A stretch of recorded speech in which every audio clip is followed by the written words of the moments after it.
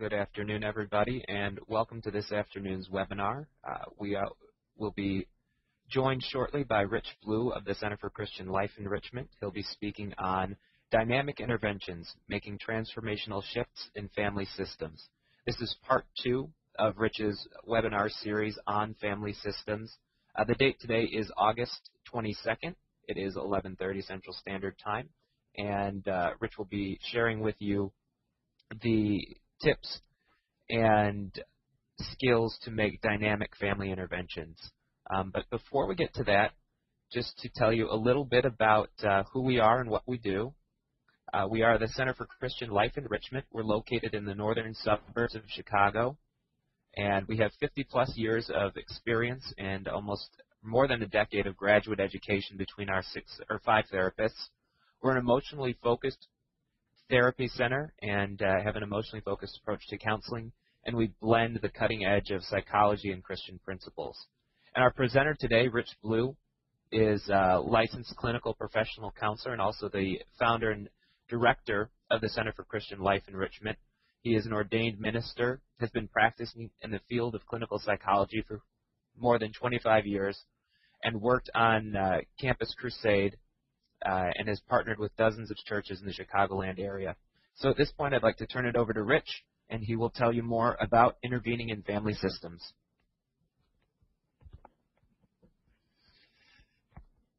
Well, good afternoon. I'm so glad that you could join us. We are talking today about system wisdom, and this is the second part of a series that we have been doing, and we will review some of the principles as we go through this morning.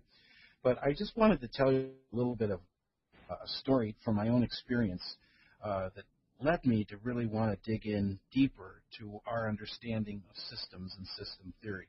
I was reading Peter Senge's book, The Fifth Discipline, and I was reminded of the fact that there is a natural tendency in our life to make growth, to have growth and make changes, but we reach a place where we plateau, and the growth and development seems to stop. And what we find in system theory is that this is what happens when we attempt to solve a problem on a superficial instead of a core level. Solutions that address symptoms achieve quick results that ultimately don't last because they fail to address the fundamental cause of the problem. One of Senge's aphorisms is, "Don't push growth. Instead, remove the factors limiting growth." Don't push growth, remove the factors limiting growth.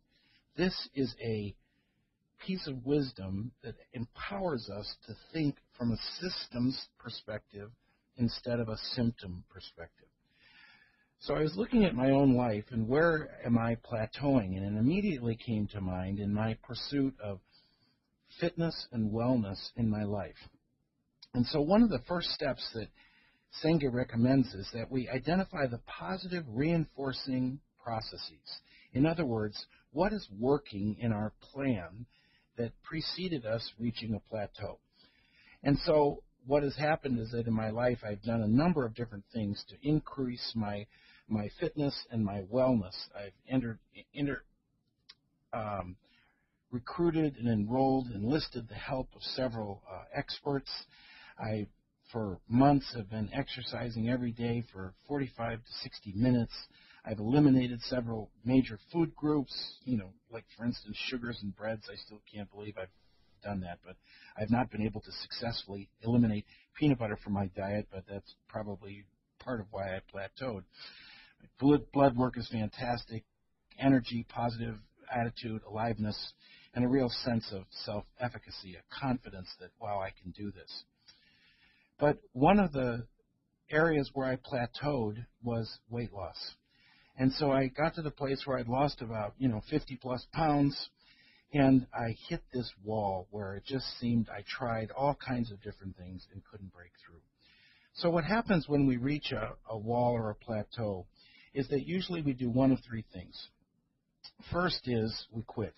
It's when we've, made progress in an area, we were excited about the results, but we can't seem to address the fact that we aren't making any more progress, so we just stop. And usually It's the rubber band effect where we end up not only losing the gains we've made, but we add some more. The second thing is what people seem to do, especially when they're looking at it from a system perspective, is that they redouble their efforts and try to do more of the same, more hard work, more discipline, more structure, more accountability, and usually it just postpones the cycle and the plateau returns. Well, what Senge is encouraging and what's encouraging me is that if we think about it from a system perspective, what we begin to do then is that we have the opportunity to look below for a more fundamental system type of solution that addresses the foundations of the issue and the foundation of the problem.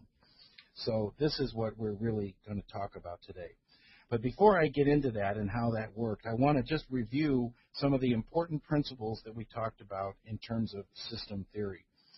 And one of the things that's very important is to understand that for me, this awareness happened. I certainly had studied family systems and I talked about it, but to realize the extent to which I viewed the world through an individual or a parts perspective instead of viewing it through a systems or a whole perspective.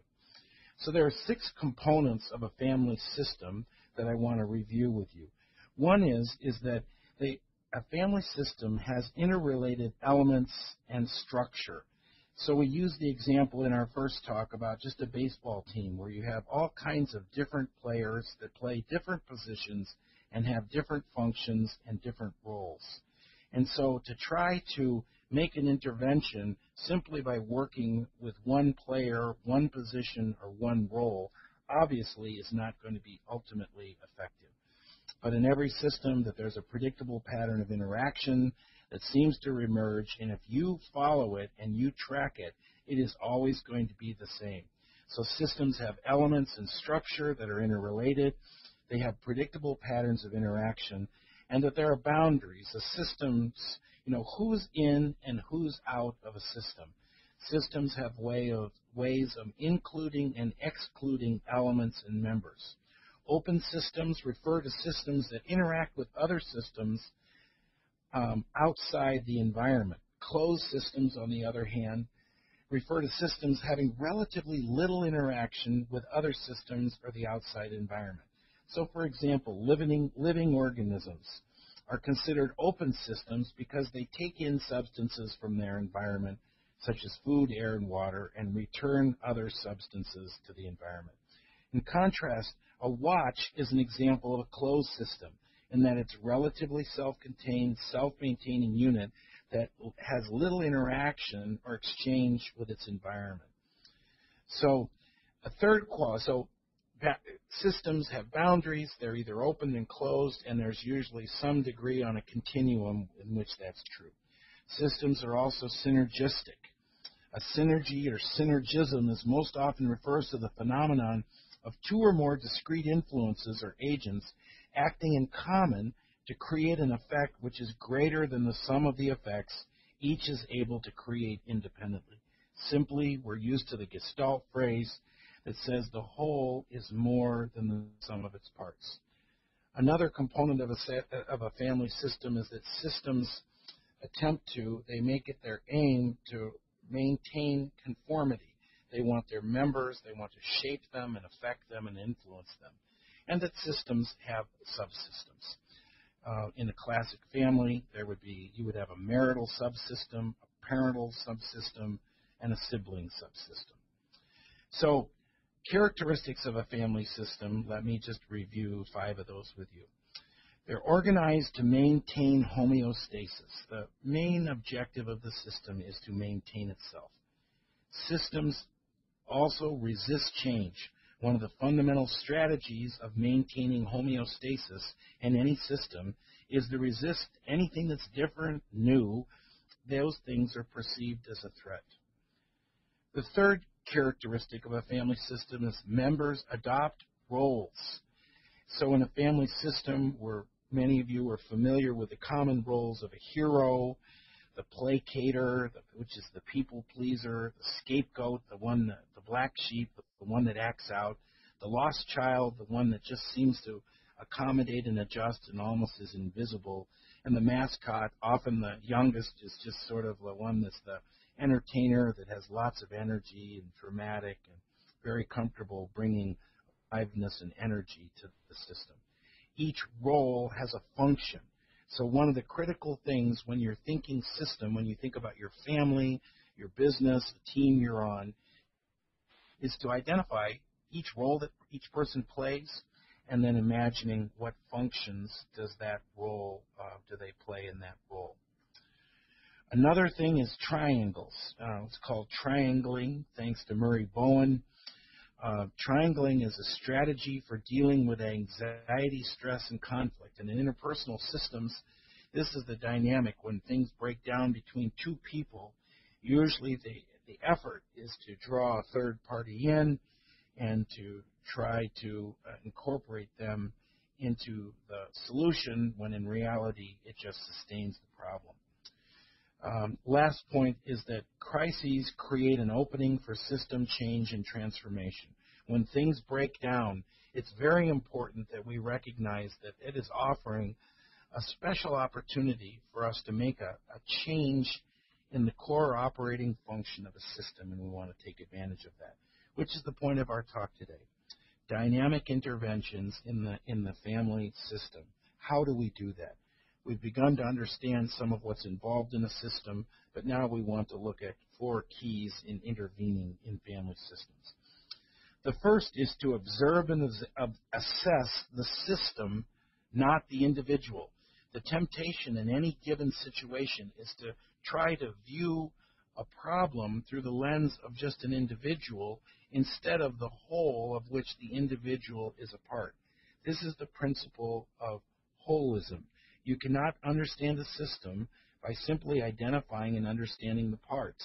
They all interact with each other and are independent. For example, the suspension system of a car. Think about what would you say makes up a car's suspension. Originally, I thought it consisted, I would have answered to say, well, it's the shock absorbers and the springs. But when you see this slide in front of you, you begin to recognize that the car suspension system involves all kinds of different elements and components. Ball joints, tie rods, struts, control arms, stabilizer bars, even the steering system. These were things that I was totally surprised to understand. And within this automotive system is a series of subsystems. You may recognize on this slide all these different warning lights that are often not very helpful because when I see them, I have no idea what they are. I'd have to look up in my German manual what in the world they mean. But what they're really telling us is within a car, which would be like a family, a group, a team, a corporation, there are a host of different subsystems. So let me give you an example that I learned of from one of my clients who is an expert in automotive suspension systems. That they encountered a problem in one of their designs where they recognized that a person was driving and they experienced a ton of vibration in the steering wheel. And so in their assessment, they identified that there was something, I can't explain what it was, but it had to do with the brake shoes themselves and the rotor and where they combine. So when you think about getting rid of the vibration in the steering, I would have assumed once they assessed that the problem involved the rotor and the brake pads, that they would somehow redesign the rotor or re-engineer the brake pads or something like that. Well, what I was surprised to find out was that what they actually ended up doing was not changing the brakes. They didn't improve the steering. There weren't better rotors. That would have been approaching the problem through a symptom perspective instead of a system perspective. What the engineers actually did to resolve the problem was they put in heavier or stronger bushings that absorbed the vibration. The bushings were something that, to me, would have been in a different part of the suspension. But my point is, I'm certainly not an engineer or an auto mechanic, but what I am is someone that's used to working on rotors and brakes, only to realize that then when you correct that, there's still vibration in the steering system. and how many times have I needed to think differently? And that's really what we're talking about. When you think about systems, what you want to do is train your mind to think with a very different perspective. You want to be like a social psychologist, social anthropologist. So what I think of it as is I think of viewing a system like from a tree fort. And so I think of a cultural anthropologist overlooking a new society, a new tribe, something like that that they'd never viewed before, and sitting up. And what they do is they observe and they assess and they ask questions. And so when I'm working with a family now, I try to picture myself looking at the family as if I was looking like from a tree fort. And I'm looking down on them, and I'm seeing the different roles, and I'm seeing the different behaviors that are happening, and I'm beginning to observe the individuals and try to make sense. What is it that they are doing? And maybe I'll be able to identify a role. Let's say if I was looking down on a community and I say, he's the chief, or he's the medicine man, or he's the sergeant at arms or something. And then to begin to identify what function does each of those roles serve. So when we look at a system, one of the critical things we want to do is much like we would teach our kids when about safety in crossing the street. We tell them stop, look, and listen. This is a critical thing when you're encountering a problem with your friends, in your family, or in your business. You want to try to extricate yourself from the system and begin to look at it from a very different and a more objective perspective. Now, this is very challenging since it seems clearly evident that we are unable to see the systems that we are a part, certainly as clearly as we're able to see other places. So, we think from a system perspective. We begin to then ask system-based questions. Now, the most important question that I have found most helpful is, what is the function of this behavior? So what is the purpose in this system that this behavior is serving? Everything has a purpose.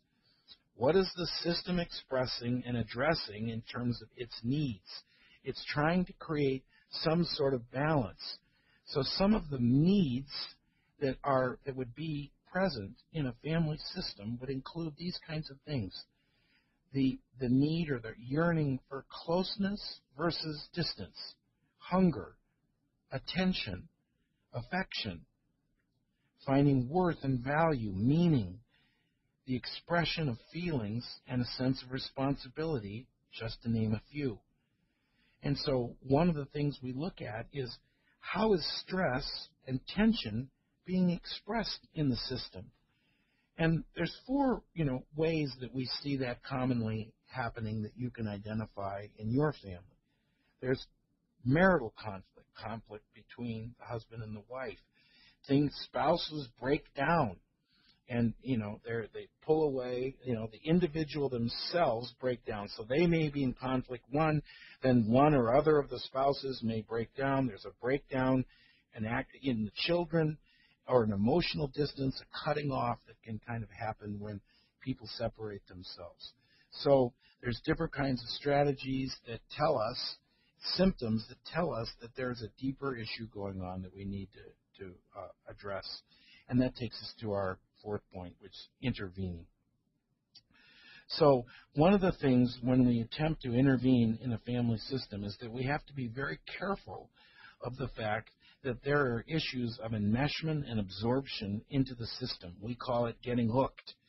When you are involved in a family and you are trying to help and trying to support, it is very easy for you to get involved in and become a part of the system, and it's something that you want to avoid.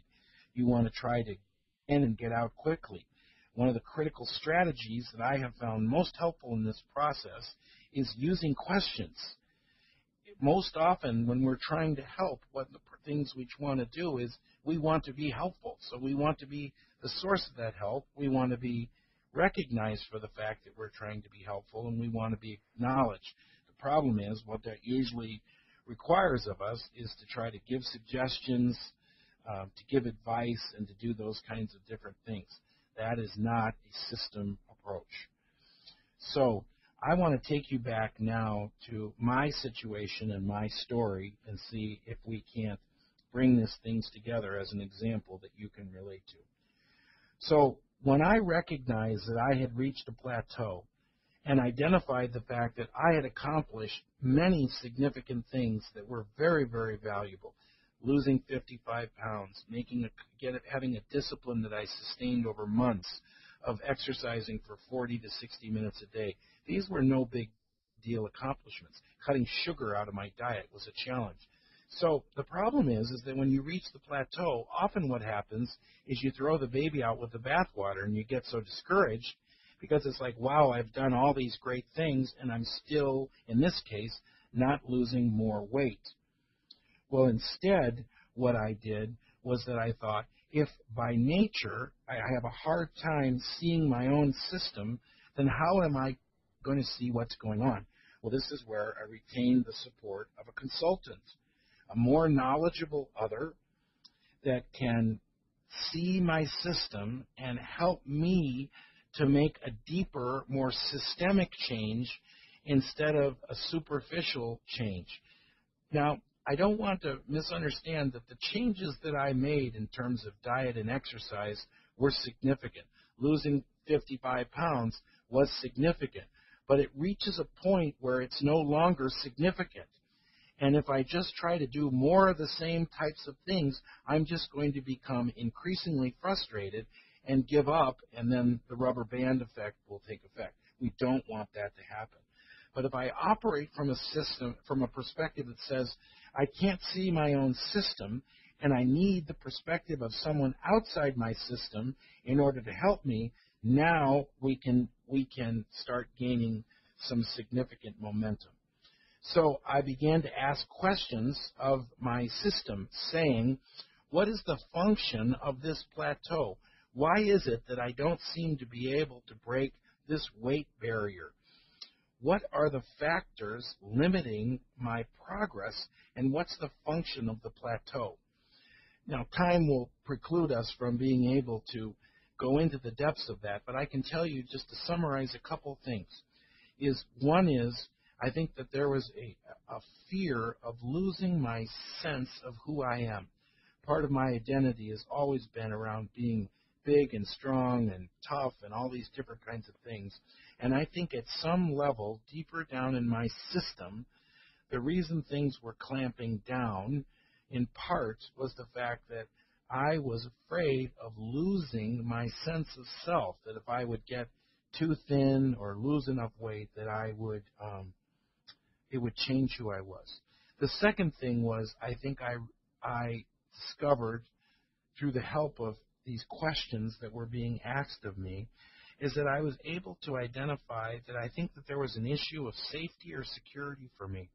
I grew up in an environment as a kid that was at times threatening, and I associated my size and strength with an ability to be able to protect myself when things would happen that were unexpected. And I think at some level inside, earlier in my system, my internal family system, right, that I was afraid that if I got too thin or too small or something, that I would then become a target and again I would get in trouble. So this consultant said, well, let's try something. And we believe in experiential versus cognitive learning. So the suggestion was, let's try an intervention. And so what he said to me is, how about if you just try tracking everything that you eat, and let's rate it on a scale of a 1, a 2, or a 3. A 1 would be something that you eat that's absolutely energy-driven. It's fuel for your body. It makes perfect sense. You're hungry. You need it. You eat it. A 2 would be something that you eat that's not completely because you're hungry, but has an emotional component to it. And 3 is clearly emotional eating. Now, I must tell you, when he said, let's track your eating, I'm thinking counting calories, and I already could feel the resistance coming on. But there was something about this system, this new idea, that gave me a perspective and allowed me to see a deeper system that was happening. And this is the game that we're talking about, increasing consciousness. And the result for me was a significant increase in my awareness. I began to understand the processes that were going on, and I started to have a surge of enthusiasm and hope and energy that had been lost as a result of discouragement of stepping on the scale and not seeing my weight be lower every time I got on there. I began to track patterns of when I ate, what types of food I ate, and began to realize that these are significantly related. And I realized that I can be the master of this area of my life. I do not need to be a slave to a system that previously was operating outside of my awareness. As I began to track my food, I began to recognize that I can deal with this and I can handle this. So, some observations I want to make is that system theory, when you really understand what's going on at a system level, it gives you the resources and the tools with the support of other people to be able to make lasting changes in your lives. You can make breakthroughs, and I'm sure many of you today that are listening to this webinar are thinking in your minds of areas where you've made progress for a time and gotten stuck, and that you can have help. Well, here's my suggestion to you. Use what we've talked about today to increase your understanding of your systems. Looking for symptoms where things are not working, get help, get someone that can be an outside observer that could help you begin to identify what is the purpose of this resistance, what's the function of the behavior, and experience growing change and transformation in your life. So let me tell you some next steps that might just fit in perfectly for you in terms of with your supporting you in this change. We'd like to offer you the opportunity to have a complimentary 30-minute consultation with me or one of my staff to be able to just talk about what we worked on today and to identify an area in your life where you'd like to see a breakthrough. We would love to support you with that. Please check out our website at www.cle.us.com, where you can see we have under our resources tabs quite a few different opportunities for you to listen to talks that talk about the ABCs of CLE and other webinars that we've done. You can see on this slide. You can contact us. We're on everything. You can see my blog at outoftheblueblog.us and Facebook, LinkedIn, Twitter. But we would love to hear from you. So thank you for joining us today. Have a wonderful day.